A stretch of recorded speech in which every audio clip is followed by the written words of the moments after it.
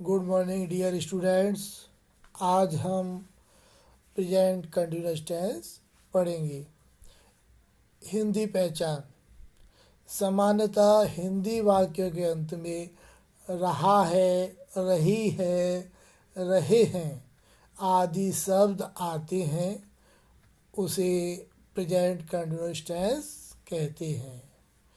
यानी हिंदी वाक्यों के अंत में रहा है, रही है, रहे हैं, रहा हूँ आदि शब्द आते हैं, उसे हम प्रेजेंट कंटिन्यूअस टेंस कहते हैं।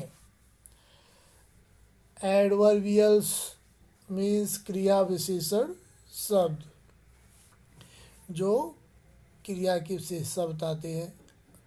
फॉर एग्जाम्पल नाउ, नाउ अडेज, at this, day, night, week, month, year, moment।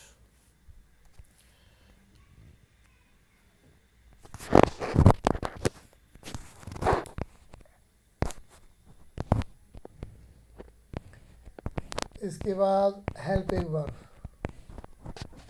Helping verb क्या होता है? प्रेजेंट कंटिन्यूअस टेंस में एक वचनकर्ताओं के साथ इज का प्रयोग और बहुवचनकर्ता के साथ आर का प्रयोग किया जाता है, और तथा आई के साथ एम का प्रयोग किया जाता है। प्रेजेंट कंटिन्यूअस टेंस में एक वचनकर्ता के साथ इज का और बहुवचनकर्ता के साथ आर का और आई के साथ एम का प्रयोग करते हैं। एक वचनकर्ता कौन कौन से होते हैं? ही, शी, इट, दिस, दैट, और एक वचन संज्ञा, अर्थात जो संख्या में एक हो उसे एक वचनकर्ता कहते हैं। और बहुवचनकर्ता कौन कौन से होते हैं? आई, वी, सॉरी यहाँ पे आई के साथ एम का प्रयोग होगा। यहाँ पे आएगा बहुवचनकर्ता में we, you, they, these, those और बहुवचनकर्ता।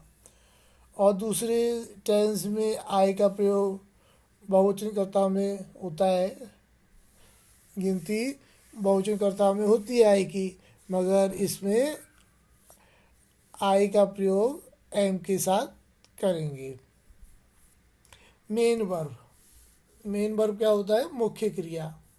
इसको शॉर्टकट में एम भी कहते हैं। एम भी यानी मुख्य क्रिया की फर्स्ट फॉर्म में आई का प्रयोग करते हैं। आई क्या है? सफिक्स, प्रत्यय का प्रयोग करते हैं। जितने भी कंटिन्यूअस टेंस होते हैं उसमें हम आईएनजी लगाते हैं। वर्ब की फर्स्ट फॉर्म में आईएनजी।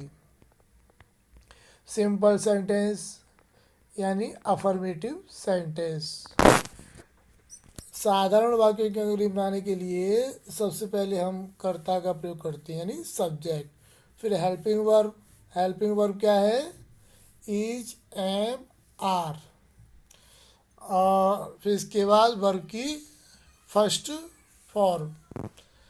वर्ब की फर्स्ट फॉर्म, इसमें आईएनजी ऐड कर देते हैं। फिर ऑब्जेक्ट, इसके बाद अदर वर्ड्स। ये क्या है? साधारण वाक्य। ठीक है। सिंपल सेंटेंस क्या होता है? साधारण वाक्य। ठीक है। एग्जाम्पल देखो, छात्राएं आपस में लड़ रही हैं। देखो छात्राएं, छात्राएं क्या है? यहाँ पे गर्ल्स लगा सकते हैं या स्टूडेंट्स। देखो ये कैसा सब्जेक्ट है? एक वचन के बहुवचन? ये संख्याओं में ज़्यादा है, तो कौन सा हुआ? बहुवचन करता। तो पहले ही द गर्ल्स है ना, फिर हेल्पिंग वर्ब क्या है, इज एम आर, तो इसमें से क्या लगाएंगे, आर, क्योंकि सब्जेक्ट बहुवचन है। फिर मेन वर्ब की फर्स्ट फॉर्म, मेन वर्ब क्या है, लड़ना, तो लड़ने का क्या होता है, फाइट, तो फाइट में आई एन जी एड कर देंगे तो क्या हो जाएगा, फाइटिंग, आपस का, each other, the girls are fighting each other. ठीक है बच्चों, अब आगे देखो, आगे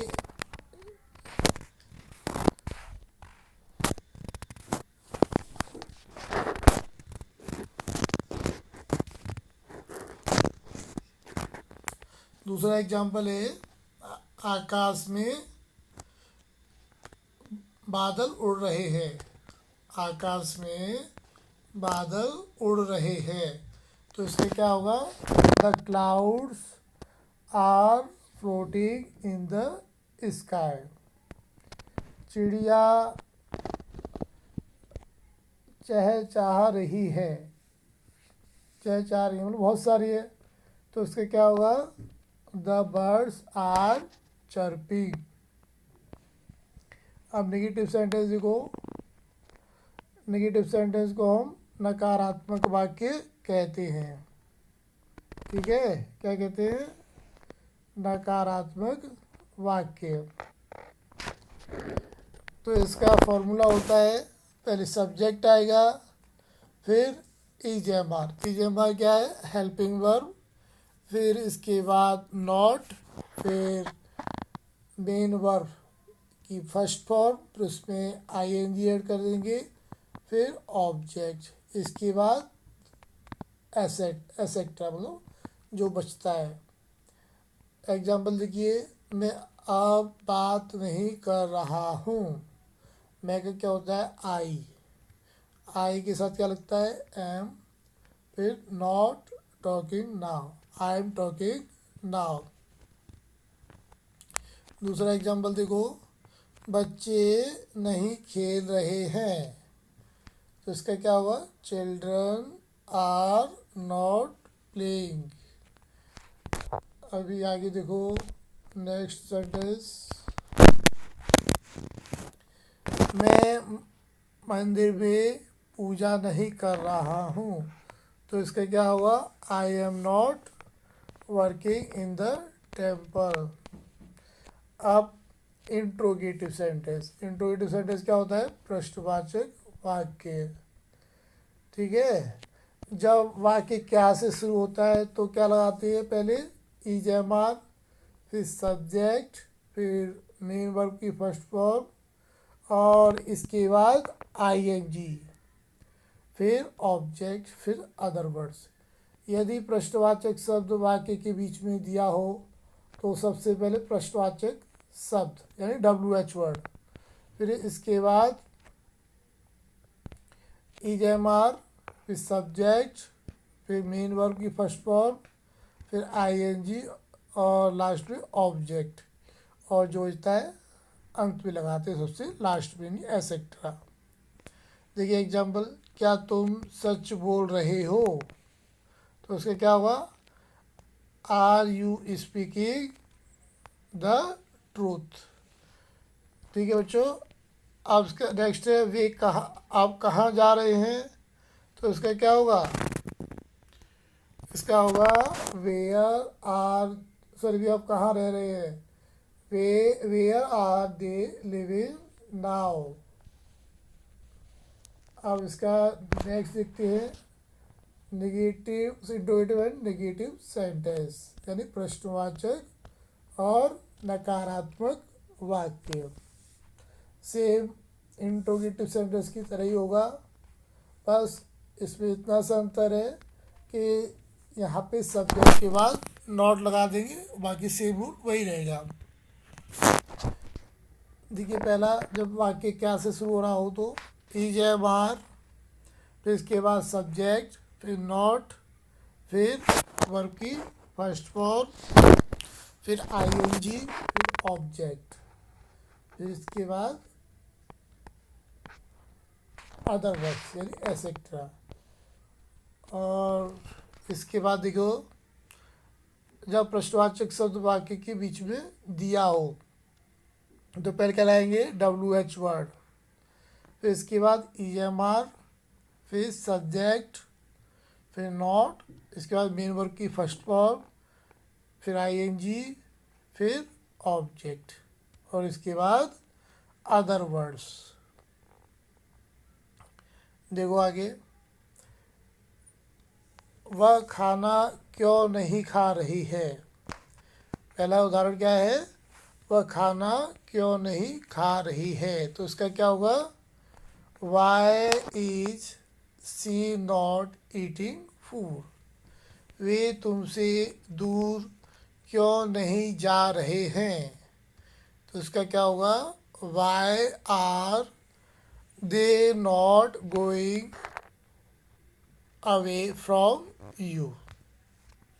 बच्चों, आज के लिए बस इतना ही, बाकी का नेक्स्ट वीडियो में, नेक्स्ट वीडियो तक के लिए गुड बाय।